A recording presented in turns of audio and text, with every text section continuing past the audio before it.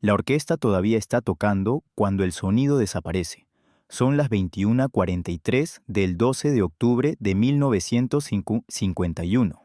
El Teatro Esperanza Iris está a rebosar. 2.300 personas se encuentran hombro con hombro bajo candelabros de cristal, entre aplausos y suspiros, mientras Pedro el Infante baja la guitarra y levanta la mirada hacia el palco de gobierno. La luz roja de transmisión sobre la cabina de radio parpadea una vez, luego se apaga. Corte por orden directa de un funcionario de comunicaciones, cuyo nombre nunca apareció en ningún registro, el licenciado Humberto Saldaña. En la sala de control se acciona un interruptor. En 17 estaciones afiliadas, la señal se colapsa. La música desaparece. Las palabras se desvanecen. Solo queda el silencio. 4 segundos. Exacto. Implacable. El silencio se siente físico. Pesado. Imposible. Momentos antes, Infante había alterado la última estrofa de una ranchera, insertando deliberadamente una línea sobre voces que nadie puede silenciar. El primo de la actriz Blanca Estela Pavón, sentado en la fila 11, juraría más tarde que la temperatura bajó. 2 cadetes navales cerca del pasillo también lo sintieron. Algo cambió. En 1951, Infante ya era el ídolo de una nación. Estrella de nosotros los pobres y ustedes los ricos, la clase obrera hecha carne y canción. Pero esa noche cruzó una línea, y alguien en el poder quería borrar esa línea. La pregunta es sencilla. ¿Por qué? Pero esa pregunta no empezó en un teatro. Para comprender el silencio del 12 de octubre de 1951, debemos remontarnos a un México embriagado de progreso. La presidencia de Miguel Alemán Valdés, de 1946 a 1952, prometió carreteras, fábricas y horizontes modernos. El acero se elevó, los letreros de neón se multiplicaron. La nación creía estar entrando en su época más brillante. Sin embargo, el optimismo iba de la mano con el control. La época de oro del cine mexicano estaba en pleno apogeo. Entre 1936 y 1969, los estudios de la Ciudad de México produjeron melodramas y musicales que recorrieron Latinoamérica, desde La Habana hasta Buenos Aires. Rostros como Dolores del Río y Jorge Negrete iluminaban las pantallas, y en el centro de esa constelación se encontraba Pedro Infante. Nacido el 18 de noviembre de 1917 en Mazatlán, Sinaloa, hijo de un carpintero, llevaba aserrín en su memoria y humildad en su voz. Su gran avance en Nosotros los Pobres, en 1948, lo transformó en Pepe el Toro, el noble trabajador que no se doblegaba. Ustedes los ricos seguido. Luego vino Pepe el Toro en 1953, sellando una trilogía que definió la dignidad del pueblo. El público lloró con él, rió con él, se vio reflejado en él.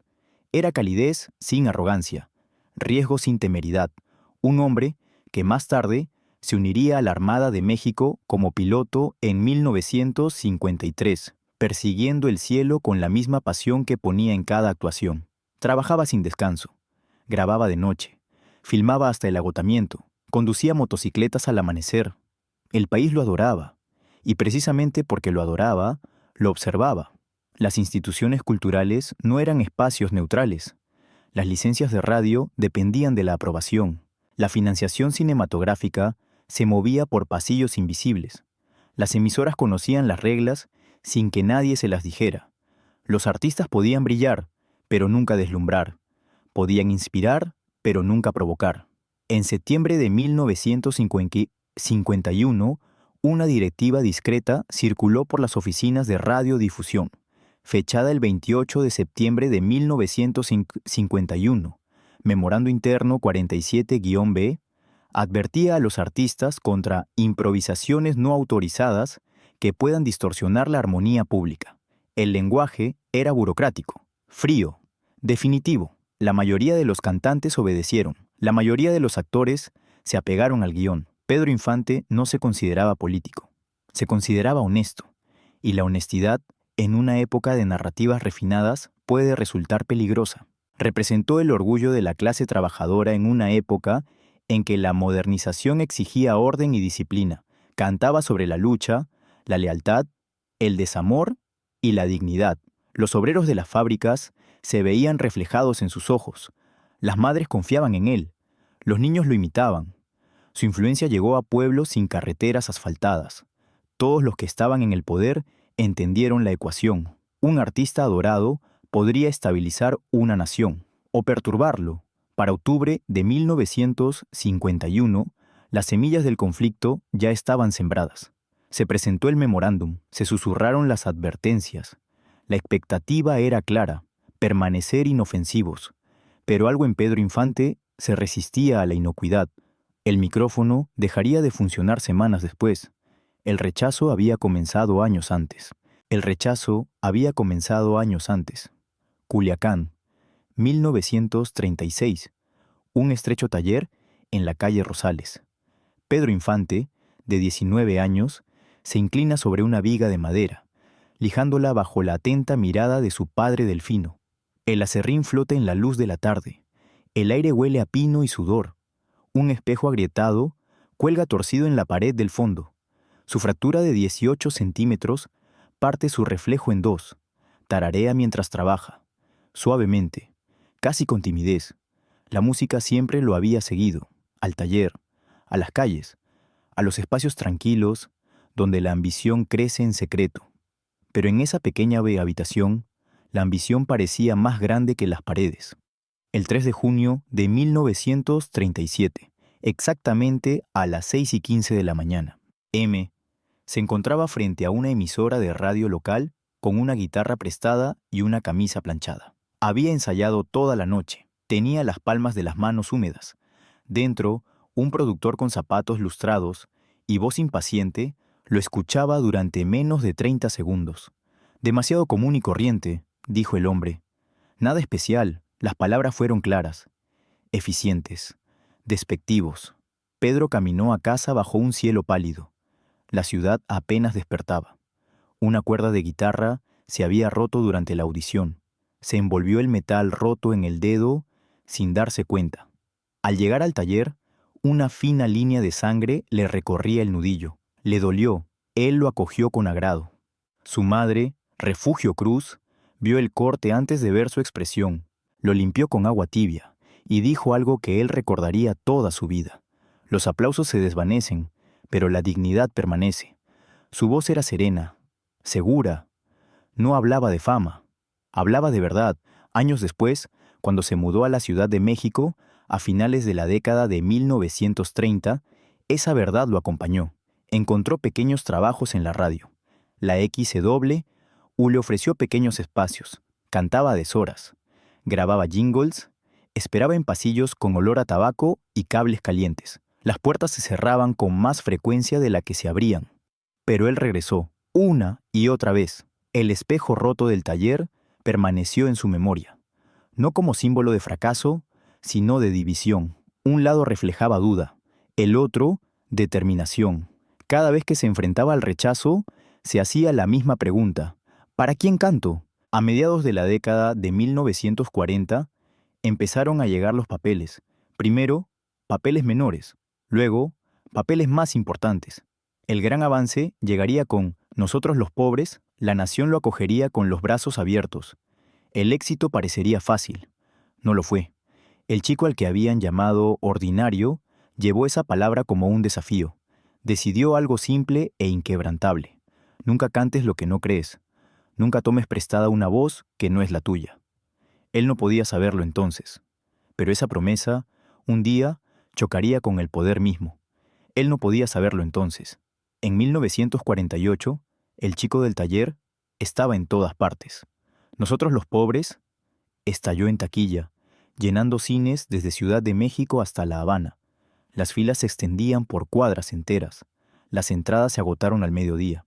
Las mujeres lloraron abiertamente en la oscuridad cuando Pepe el Toro defendió a su familia con los puños magullados y un orgullo inquebrantable. Pedro Infante ya no era solo un actor, él era el rostro del hombre trabajador. Bajo la dirección de Ismael Rodríguez, con Blanca Estela Pavón a su lado, encarnó la lealtad, la terquedad y la valentía moral.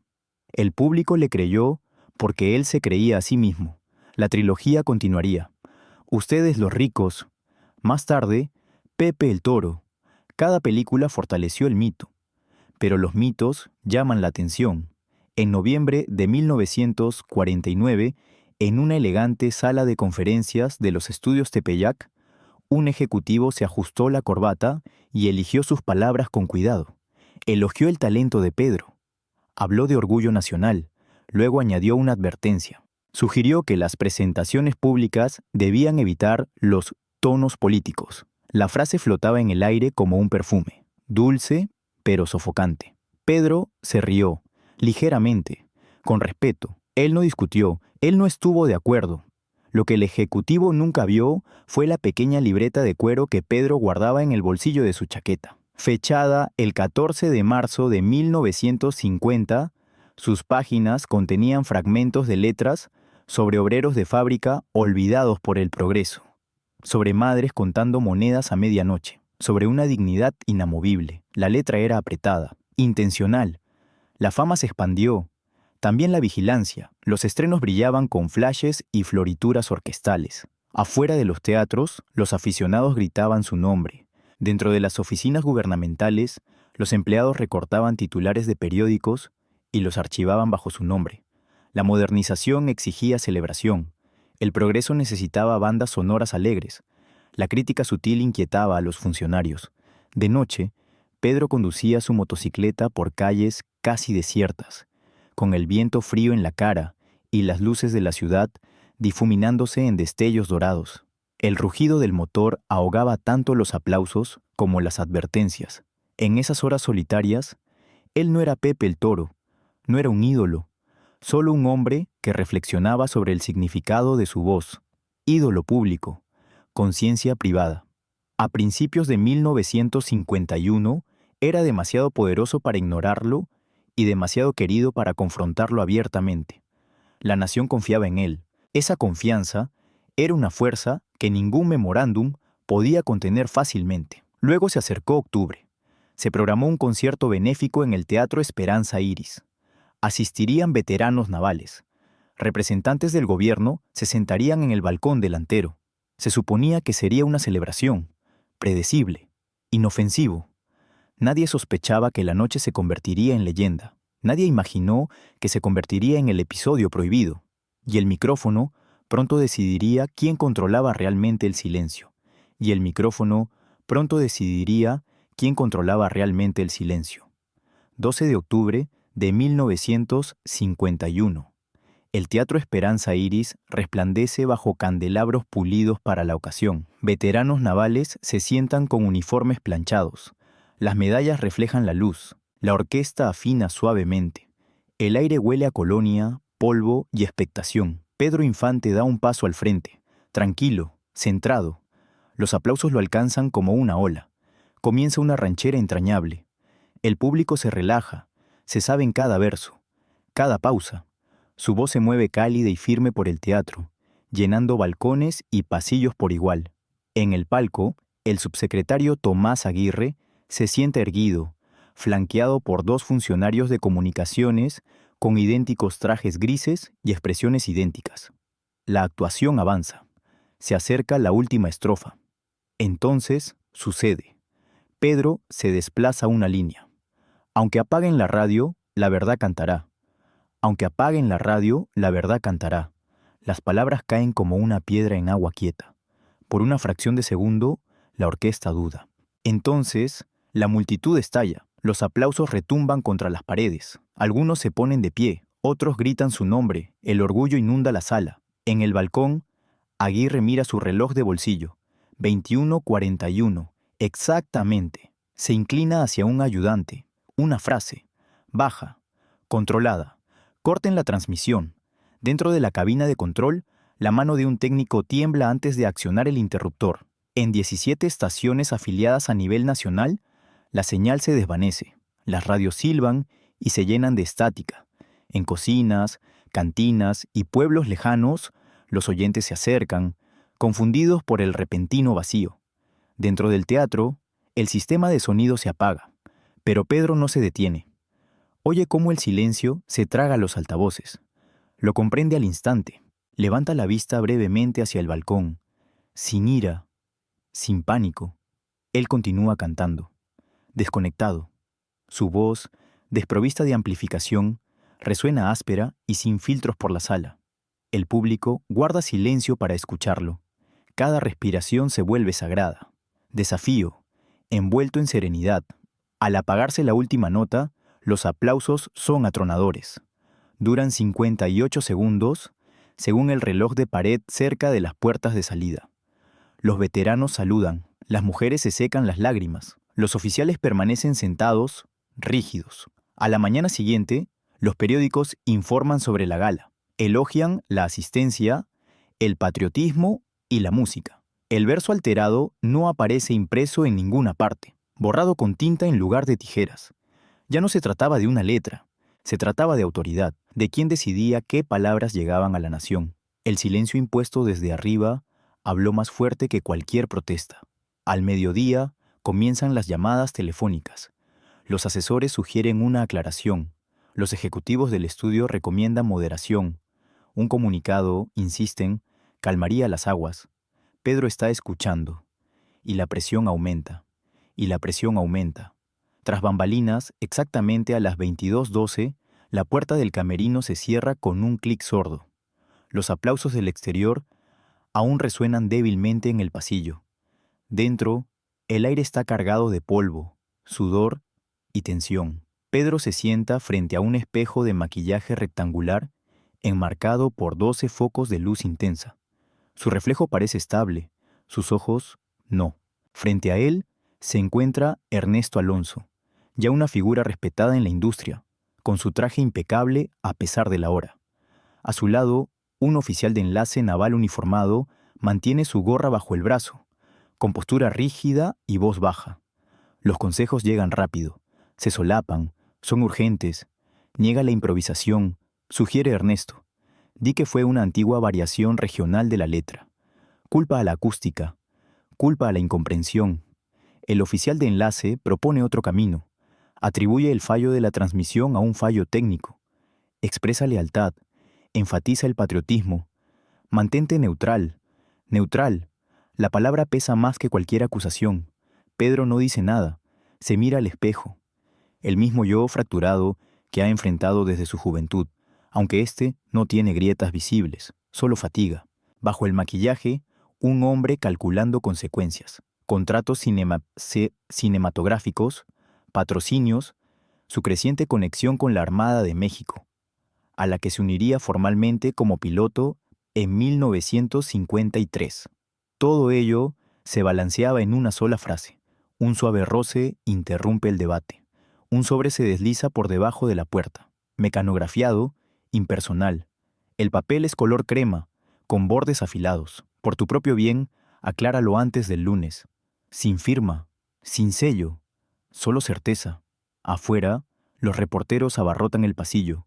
Sus voces se alzan como pájaros inquietos. Los flashes se encienden cada vez que se mueve la manija de la puerta. Los comentaristas de radio comienzan a especular sobre interferencias eléctricas y audiencias sobreexcitadas. A medianoche, los editores de periódicos ya están redactando titulares con cuidado. En toda la ciudad, las reacciones se dividen. Los obreros que salen del turno de noche hablan de valentía. Repiten el verso alterado con orgullo. Los columnistas conservadores, escribiendo bajo seudónimos refinados, lo acusan de irresponsabilidad y fanfarronería. Pedro lo escucha todo en fragmentos transmitidos a través de ayudantes y susurros. Él siente el peso. En sus pensamientos se desarrolla un diálogo más tranquilo. Si me retiro ahora, ¿qué queda de la promesa que hice? Si me mantengo firme, ¿qué se llevarán? Ernesto baja la voz. Le recuerda a Pedro que las carreras son frágiles, que la industria tiene una larga memoria. El oficial de enlace menciona lealtad, estructura y orden. El silencio les responde. Las bombillas alrededor del espejo zumban levemente. El probador se siente cada vez más pequeño. La vulnerabilidad se cuela, sutil pero real. Por primera vez esa noche, la duda lo roza. El antagonista no necesita presentarse en persona. Los rumores ya se propagan por pasillos y columnas, moldeando la percepción sin dejar huellas. Pedro Se levanta lentamente. Dobla la nota mecanografiada una vez. Con cuidado. No ha dicho su decisión. Pero la elección se está formando. La elección se estaba formando. 3 días después, el 15 de octubre de 1951, ya no se susurra tras las puertas de los camerinos. Se dice ante un micrófono nacional. Exactamente a las 8:03 de la tarde, el influyente locutor Arturo Cárdenas se acerca al micrófono de su estudio y carraspea. Su voz es pulida, controlada, medida para causar efecto. Llama a Pedro Infante un actor sentimental que se mete en asuntos que escapan a su entendimiento. La frase recorre la República al instante. En las barberías, las tijeras se detienen en el aire. En las cocinas rurales, las mujeres suben el volumen. Los taxistas discuten en los semáforos en rojo. Las palabras se repiten incluso antes de que termine el programa. Los comentaristas las repiten. Los columnistas preparan versiones más agudas para la prensa matutina. El insulto se transforma en algo más grave que una crítica. Se convierte en permiso. Permiso para cuestionar. Permiso para disminuir. La inmensa popularidad de Infante garantiza una reacción inmediata y explosiva. Cuando un hombre admirado desde Veracruz hasta Tijuana es acusado de ignorancia, la acusación divide salas de estar. La controversia se extiende más rápido que cualquier estreno de película. En un modesto apartamento en la colonia Guerrero, una joven aspirante a cantante llamada Lucía Méndez, sin parentesco con la futura estrella, simplemente su nombre, defiende a Pedro durante un segmento de radio local. Dice que cantó lo que muchos sienten. A la tarde siguiente, sus compañeros músicos se burlan de su ingenuidad. Un promotor le retira una audición, una advertencia disfrazada de consejo. El conflicto se ha ampliado. Ya no se trata de una letra alterada. Se trata de quién puede hablar en nombre de la clase trabajadora, quién define los límites del arte, quién decide cuándo la emoción se convierte en insolencia. Desde su sala, Pedro escucha. Las cortinas están medio corridas. La noche aprieta el cristal. Sobre la mesita de madera, a su lado, reposa la misma guitarra que una vez trajo a casa con una cuerda rota que le clavó un dedo. Su mano agarra el mástil con fuerza, con los nudillos pálidos. No le grita a la radio, no responde inmediatamente. Él absorbe cada palabra. Cárdenas continúa intercalando la crítica con la condescendencia, sugiriendo que la armonía nacional exige disciplina por parte de las figuras públicas. El tono es paternal, la implicación es inequívoca. El silencio llena la sala después de que termina la transmisión. Pedro comprende algo con una claridad que se siente casi fría. Retirarse ahora parecerá culpa. Aclarar parecerá rendición. La narrativa se está forjando sin él. Afuera, la nación debate. En el interior, una decisión se endurece. El silencio ya no es protección. Si esta confrontación continúa, debe ocurrir donde todo el mundo pueda verlo. Si esta confrontación continúa, debe ocurrir donde todo el mundo pueda verlo. El 22 de octubre de 1951 se elige el escenario. XEW, transmisión nacional en vivo, sin ediciones, sin filtros. A las 18:45, en su modesta sala, Pedro se sienta con 3 amigos de confianza. Ernesto Alonso está allí de nuevo, más tranquilo ahora. Un guitarrista veterano descansa junto a la ventana. Un publicista hojea nerviosamente notas escritas a mano con una caligrafía meticulosa. El consejo es unánime. Mantén la calma. Sé breve. Aclara sin provocar. Muestra dignidad. Evita la escalada. Una declaración ensayada yace sobre la mesa de centro. Mecanografiada. Pulida. Segura. Pedro lo lee una vez. Luego lo deja a un lado. No se disculpará por una canción. No debatirá sobre semántica. Él cantará. La decisión no se anuncia con dramatismo. Se declara con sencillez. Les dice que las palabras dichas con ira pueden ser tergiversadas, pero la música tiene su propia verdad. Ernesto protesta con suavidad. Le recuerda que Cárdenas está entrenado para el combate verbal, que la radio en vivo favorece la retórica aguda. Pedro escucha.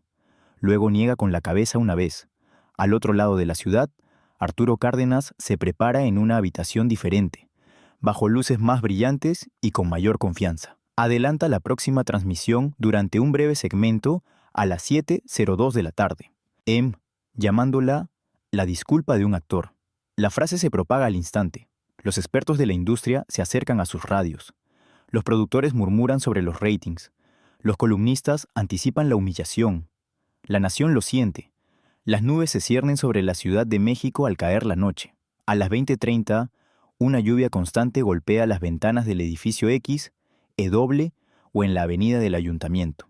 El cristal vibra suavemente con cada gota. Las farolas se difuminan formando halos sobre el pavimento mojado. Los coches empiezan a llegar, con sus faros cortando la llovizna. Dentro del estudio Art Deco, los técnicos revisan los cables 2 veces. Los micrófonos brillan bajo las lámparas del techo. El aire huele ligeramente a ozono y a abrigos de lana húmedos. Una sensación de ajuste de cuentas zumba bajo el bullicio habitual. Pedro llega sin séquito, traje oscuro, estuche de guitarra en mano. Pasa entre miradas curiosas y sonrisas forzadas. Algunos asienten respetuosamente, otros apartan la mirada. Todos comprenden que lo que está a punto de suceder no se quedará encerrado entre esas paredes. Afuera, pequeños grupos de personas se reúnen bajo sombrillas, con la esperanza de ver al hombre cuya voz ha llenado sus hogares durante años. Esto no se resolverá en silencio, y una vez que se encienda la luz roja, no habrá retirada. Y una vez que se encienda la luz roja, no habrá retirada. Dentro del estudio B de la XEW, el aire se siente más pesado de lo debido. Las lámparas del techo brillan a toda potencia, atrapando el calor bajo el techo curvo.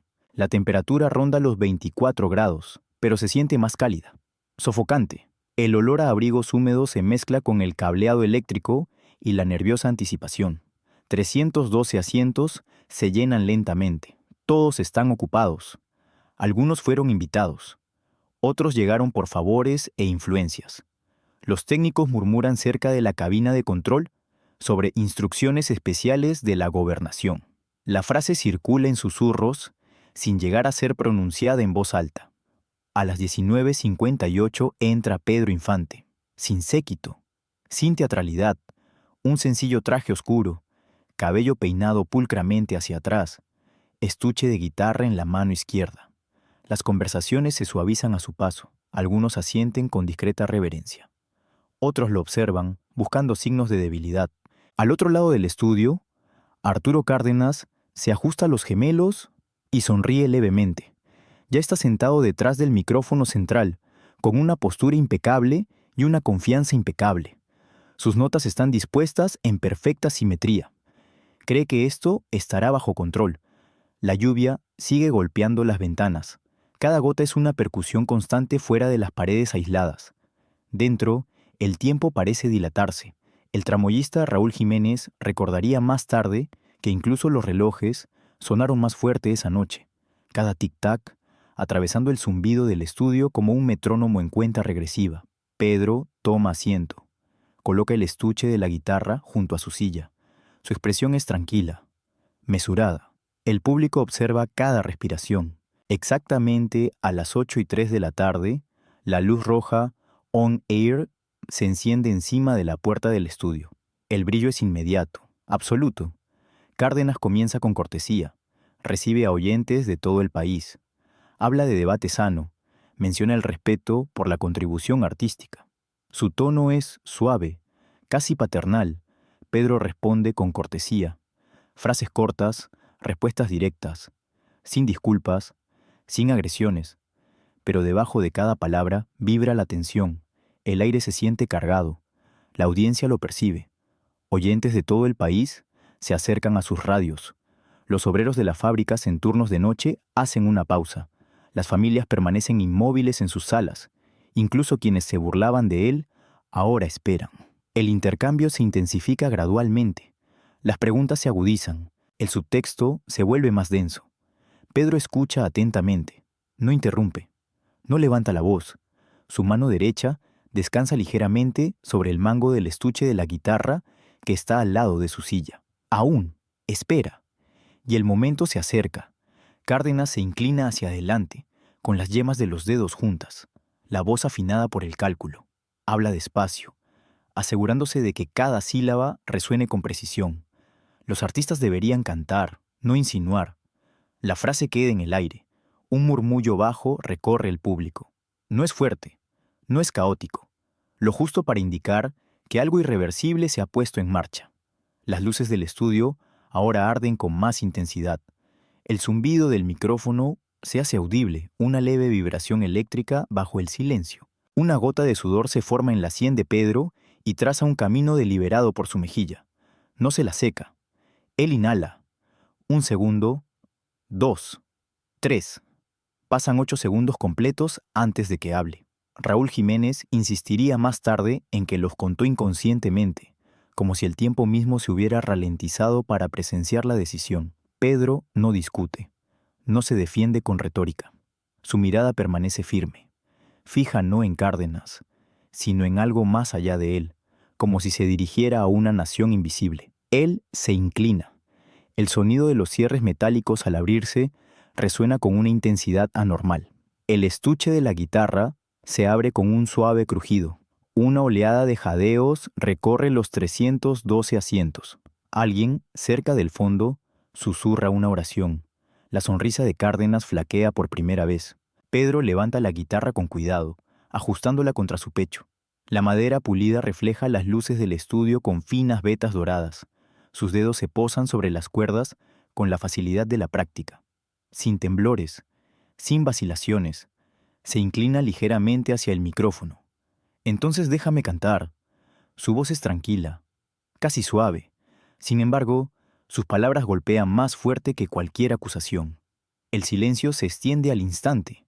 Se extiende desde la primera fila hasta la cabina de control, desde el estudio hasta los hogares que escuchan al otro lado de las paredes.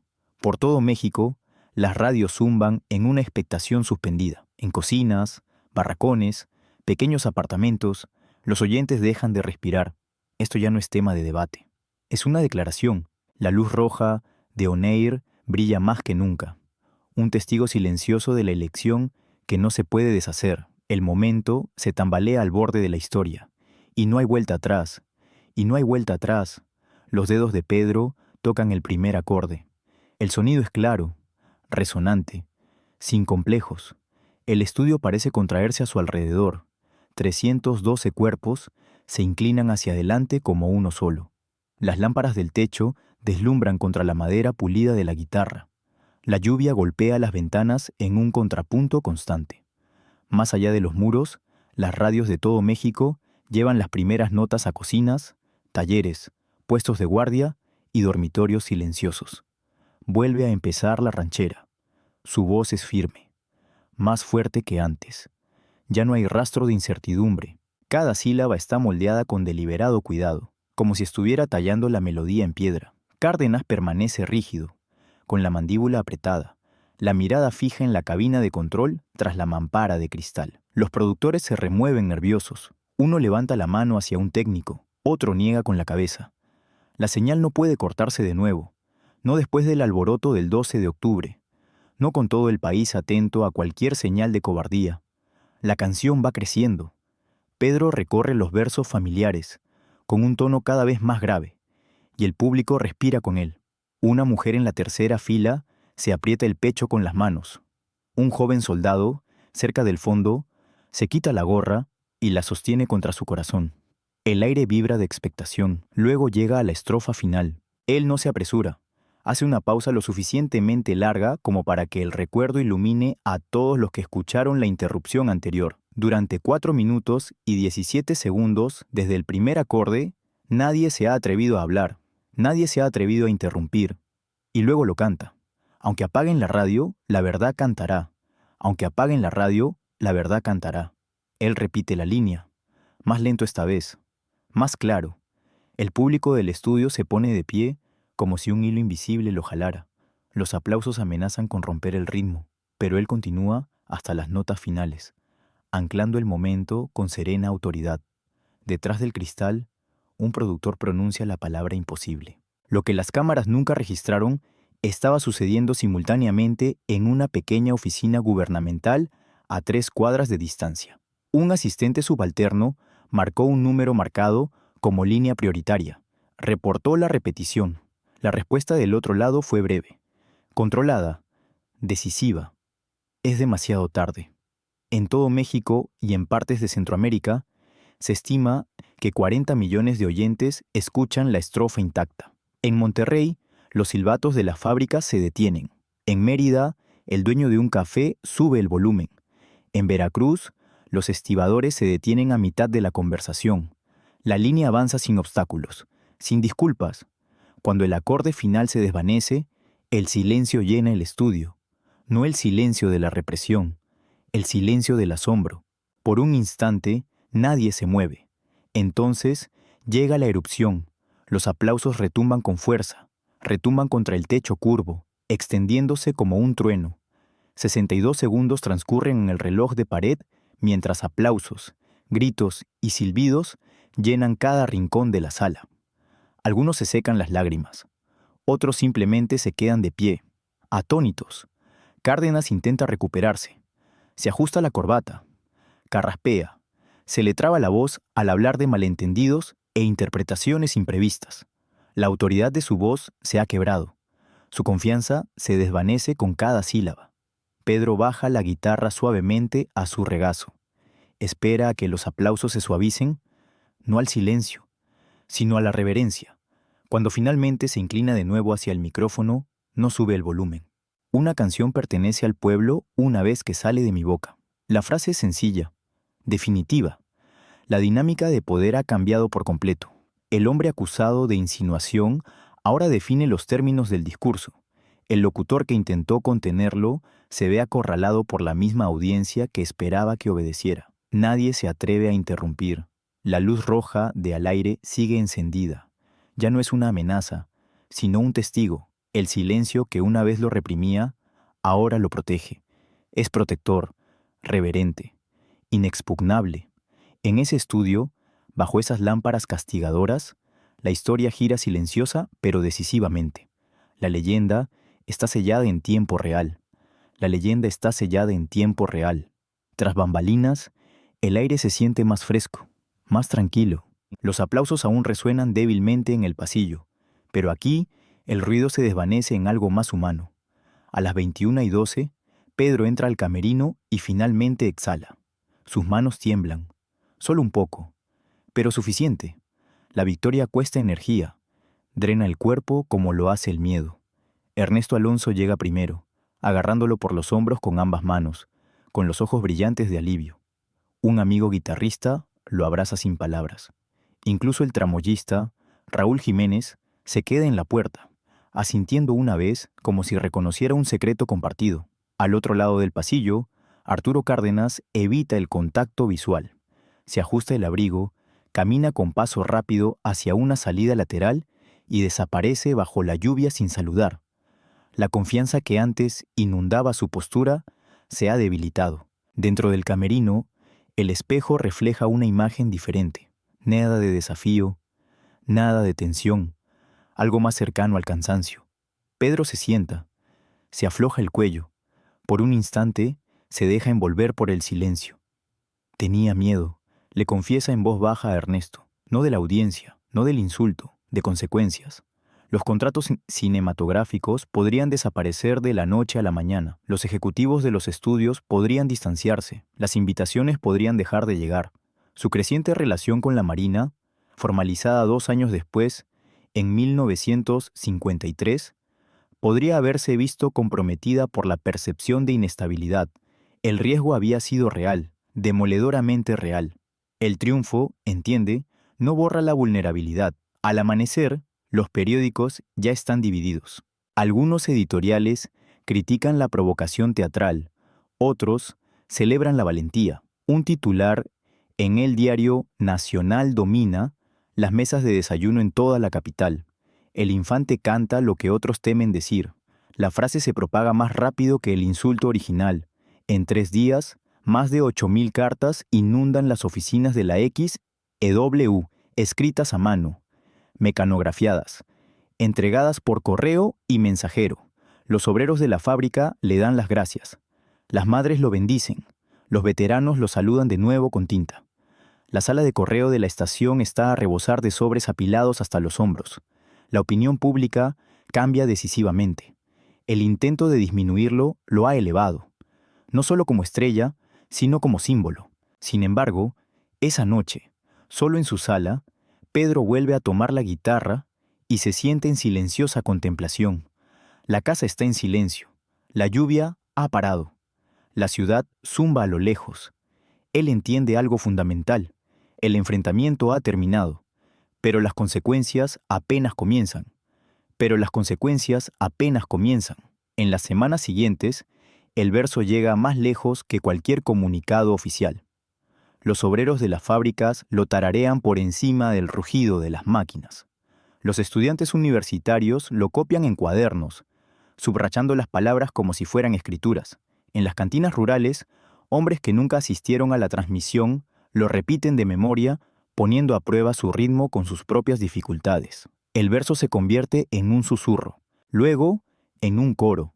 Los periódicos más allá de las fronteras mexicanas toman nota. Una columna cultural en La Habana menciona a la cantante mexicana que desafió el silencio. Una pequeña revista de arte en Buenos Aires describe el momento como una prueba de que el arte popular podía tener fuerza moral. El incidente ya no se limita al estudio B, ha entrado en la conversación. En México, la frase cobra vida propia. Aunque apaguen la radio, se convierte en sinónimo de desafío silencioso. Las madres la dicen cuando se acumulan las facturas. Los estudiantes la murmuran antes de los exámenes. Los taxistas la citan al discutir de política al amanecer. Años después, en 1963, un profesor de teatro en Guadalajara diría a sus alumnos que la noche de octubre era la noche en que los artistas respiraban con más tranquilidad. La frase se repite con frecuencia, casi como una doctrina. La idea se instala en la memoria colectiva. Una voz había resistido y el cielo no se había derrumbado. Mientras tanto, Arturo Cárdenas pierde protagonismo gradualmente. Sus emisiones continúan, pero sin la misma autoridad. Disminuyen las invitaciones. Su nombre aparece con menos frecuencia en los titulares. No está destruido, simplemente se ve disminuido, reducido a una nota al pie junto a una leyenda que intentó contener. La carrera de Pedro, en cambio, avanza sin interrupción. Las películas siguen batiendo récords. El público abarrota los estrenos. Su calidez permanece intacta, su trabajo incansable. La controversia no lo mancha, lo fortalece. Luego llega el 15 de abril de 1957. Mérida, Yucatán. A Plane Crash, Sudden, Devastating. La nación llora al unísono. Más de 300.000 personas se congregarían posteriormente para su funeral en la Ciudad de México. Aunque las cifras apenas reflejan el dolor, las radios reproducen sus canciones continuamente. Las calles se llenan de flores y lágrimas. En la muerte, el verso cobra nueva resonancia. Lo que antes sonaba a desafío, ahora se siente profético. Aunque apaguen la radio, la verdad cantará. Así es. Mucho después de que los micrófonos se enfríen y los funcionarios se retiren, la frase persiste. Un eco cultural, un recordatorio de que la valentía, una vez escuchada, no puede ignorarse. Y aún así, hay algo que pocos sabían sobre esa noche. Después del 15 de abril de 1957, el dolor se apoderó del país. Más de 300.000 personas se congregaron en la Ciudad de México para llorarlo, llenando calles y plazas en cantidades incontrolables. Las mujeres se desmayaron por el calor. Los hombres se quitaron el sombrero en un silencioso homenaje. Las radios transmitían sus canciones sin interrupción, como si temieran que el silencio se percibiera como una traición. En los días siguientes, la transmisión de octubre de 1951 resurgió en las conversaciones con nueva intensidad. Lo que antes parecía una confrontación, ahora parecía una profecía. Los oyentes recordaban la pausa antes de cantar, la consideraban sagrada. 4 segundos de silencio que pusieron a prueba la paciencia de una nación y revelaron su carácter. Los testigos repitieron sus versiones una y otra vez. Un veterano naval insistió en que el aire se había enfriado. Una costurera de la colonia Roma afirmó haber sentido cómo la historia se transformaba en su sala. El recuerdo se bordaba de reverencia. En 1968, durante una conferencia universitaria en Guadalajara titulada Arte y coraje moral en el México moderno, el profesor Esteban Lozano proyectó una fotografía granulada de Pedro sosteniendo su guitarra en el estudio B. Les explicó a sus alumnos que el coraje no es estridente, sino inconfundible. Esa noche de 1951, dijo, demostró que el arte popular podía enfrentarse a la autoridad sin perder la gracia. El comentario entró en las notas académicas, la historia entró en el folclore, sus películas siguieron siendo clásicos. Nosotros los pobres siguió atrayendo al público en las proyecciones de reestrenos. Los niños que no habían nacido en 1951 conocían su rostro por los murales pintados en mercados y muros de barrio. Los tableros de los taxis lucían su retrato junto a santos. Los tocadiscos ponían sus rancheras en reuniones familiares, bautizos y aniversarios. El gobierno nunca reconoció públicamente el corte de transmisión. No se publicó ningún documento que admitiera la intervención. Nunca se emitió una disculpa oficial. Y sin embargo, nunca más se intentó una interrupción similar. No con él. Su legado se volvió inalcanzable, intocable. No por ser impecable, sino por ser humano y valiente. El episodio que las autoridades intentaron borrar se convirtió en leyenda, protegido por la memoria en lugar del decreto. Pasaron los años, las administraciones cambiaron, las políticas de radiodifusión evolucionaron, pero el mito perduró. Incluso en silencio, su voz tenía peso, y escondida dentro de esa leyenda había una verdad mucho más íntima de lo que nadie imaginaba. Y escondida dentro de esa leyenda había una verdad mucho más íntima de lo que nadie imaginaba. En 1987, durante la cuidadosa restauración de una de las guitarras originales de Pedro Infante, un luthier de la Ciudad de México hizo un descubrimiento inesperado. El instrumento había permanecido guardado durante décadas en una colección privada, con el barniz deslustrado por el tiempo y las cuerdas en silencio desde hacía tiempo, mientras el artesano retiraba el panel trasero para reparar una grieta fina cerca de la boca. Un pequeño papel doblado se deslizó y cayó sobre el banco de trabajo. Estaba fechado el 21 de octubre de 1951. La letra era inconfundible, firme, ligeramente inclinada, personal. En el interior se había escrito con deliberada presión una sola frase. Tengo miedo, pero el miedo canta más fuerte cuando está oculto. La nota no estaba dirigida a nadie. No era para el público. Las cámaras nunca captaron esta confesión, ningún micrófono la amplificó. La habían guardado dentro de la guitarra la noche anterior a la transmisión en vivo en la XEW, como si necesitara disipar sus dudas antes de salir a la luz. Durante décadas, el mito había sugerido una confianza inquebrantable, un hombre inquebrantable ante el poder, una voz inmune a la intimidación. Pero este frágil trozo de papel contaba una historia diferente. Él había tenido miedo de perder contratos, miedo de dañar su relación con las instituciones que forjaron su carrera, miedo de decepcionar a quienes dependían de él. La valentía que la nación celebraba no provenía de la ausencia de miedo, provenía de la decisión de actuar a pesar de él. La revelación no lo disminuyó, lo profundizó. El héroe no era intrépido, era humano, y al elegir cantar de todos modos, transformó la vulnerabilidad en fuerza. La línea que defendía con tanta fiereza ahora cobraba nueva fuerza. La verdad canta no porque sea segura, sino porque se niega a ocultarse. Esa carta oculta se convirtió en un testimonio silencioso de algo más grande que el desafío. Se convirtió en una prueba de que la dignidad es una elección que se hace en privado antes de ser presenciada en público. La dignidad no se oye ruidosamente, pero perdura. La trayectoria de Pedro Infante, desde hijo de un carpintero en Mazatlán hasta la conciencia de una nación, nos recuerda que el arte conlleva responsabilidad. No es solo entretenimiento, moldea valores, inspira valentía y exige responsabilidades a quienes tienen poder.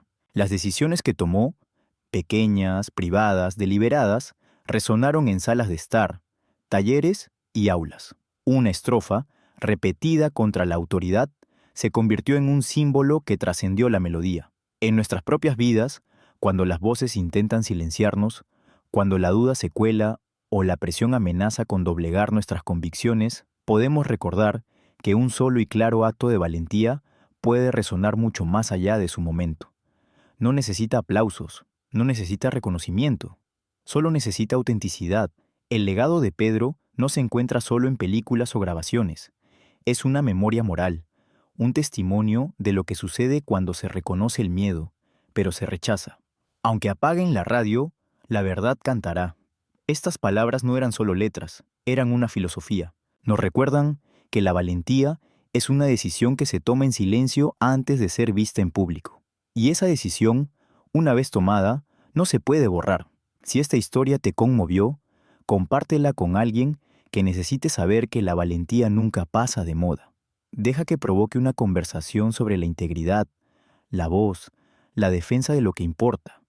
Y dinos, ¿qué otra leyenda de la Edad de Oro deberíamos descubrir a continuación? Porque algunas verdades, como la canción de Pedro, se resisten a ser silenciadas.